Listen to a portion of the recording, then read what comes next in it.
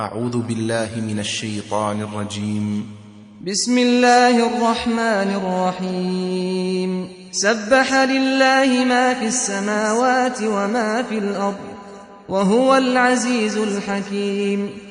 هو الذي أخرج الذين كفروا من أهل الكتاب من ديارهم لأول الحشر ما ظننتم أن يخرجوا وظنوا أنهم مانعتهم حصونهم من الله فأتاهم الله من حيث لم يحتسبوا وقذف في قلوبهم الرعب يخربون بيوتهم بأيديهم وأيدي المؤمنين فاعتبروا يا أولي الأبصار.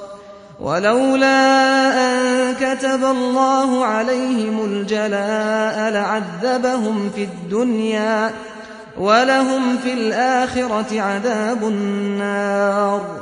ذلك بأنهم